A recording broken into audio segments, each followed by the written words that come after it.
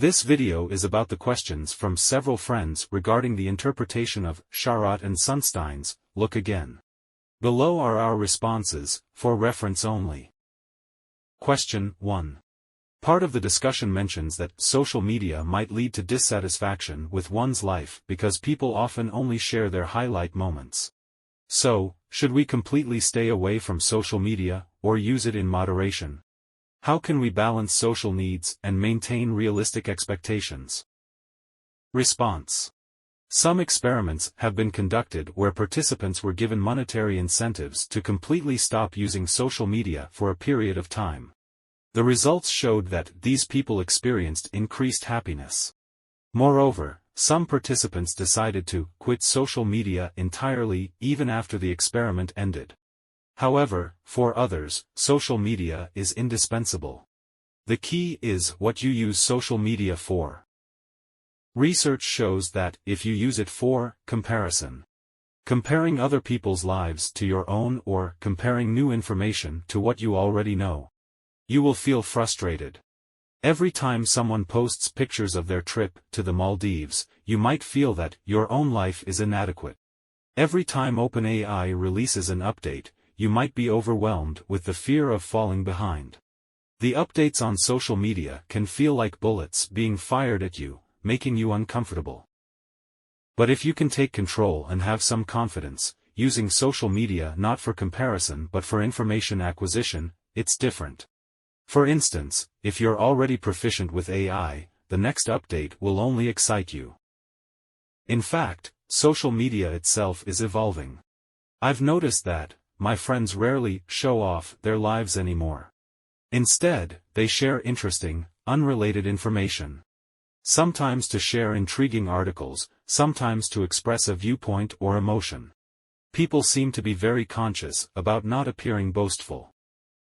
So much so that I now actually hope people would share more photos of their trips to the Maldives. Don't worry, we are friends. Your happiness is our happiness, and we genuinely rejoice in your joy.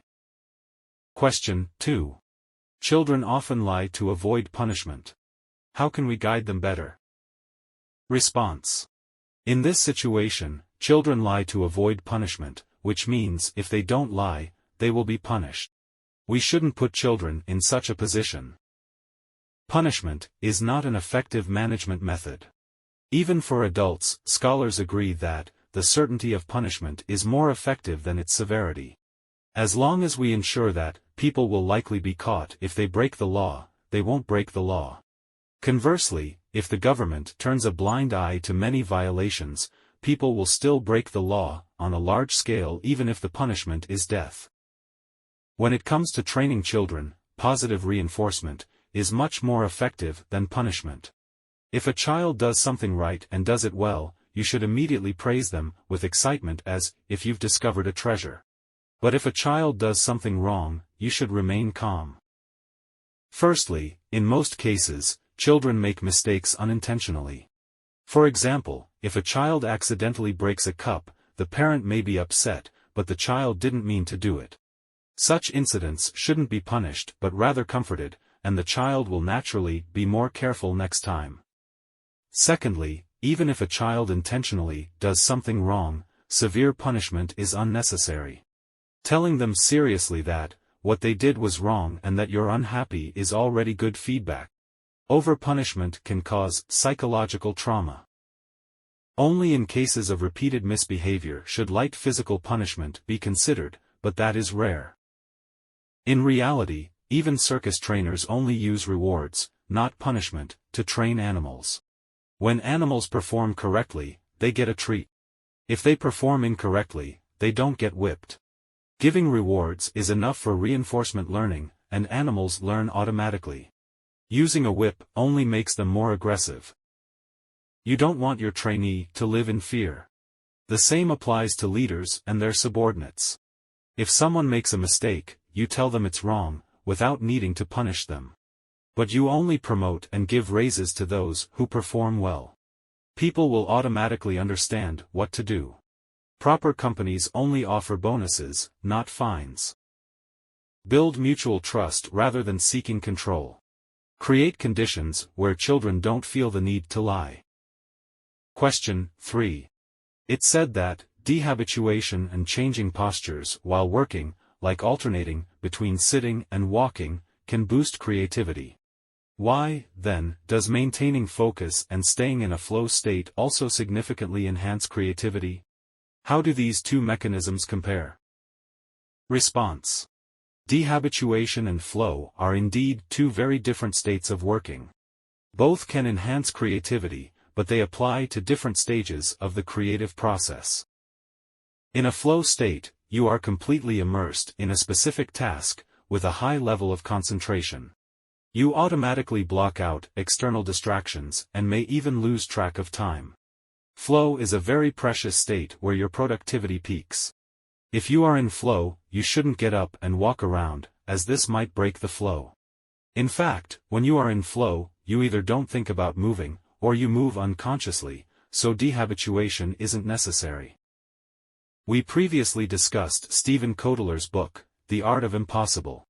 A peak performance primer, which explains that there are three main neural networks involved in work.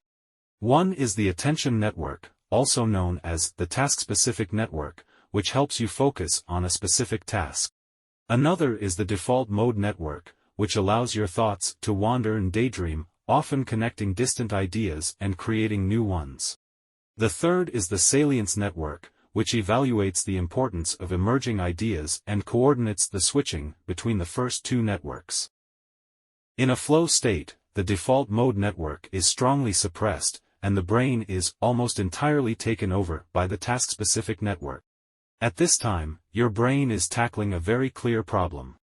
If you encounter difficulties, you know exactly where to find the answers, and you don't need random new ideas. Dehabituation is needed in scenarios that are the opposite of flow. It relies on the default mode network. It's useful when you hit a mental block, have no ideas, or don't know where to find a solution. Or if you're doing tedious work that doesn't require full attention, you need a change of pace.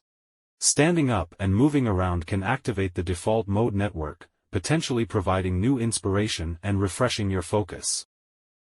Simply put, if you don't have good ideas at the moment, use dehabituation to find inspiration. If you already have a great idea and are in a flow state, avoid dehabituation. Flow is more suitable for executing a creative project. For example, when a painter already has a clear idea of the overall layout, they just need to keep painting. The challenge lies in the details, requiring real-time adjustments based on each stroke's feedback. You're still being creative, but you need small ideas, and in a flow state, these good ideas keep flowing continuously. You don't want to interrupt this process. Dehabituation-based creativity, on the other hand, is useful when the overall concept isn't clear or the key problem isn't solved yet. For example, if a scientist has exhausted all known techniques without finding an answer, or a novelist feels the plot is too dull, changing the work state or environment can spark a brainstorming session. If you feel there is value in this, please like, subscribe to this channel, and leave your thoughts or suggestions in the comments section. Let's grow together and read more good books.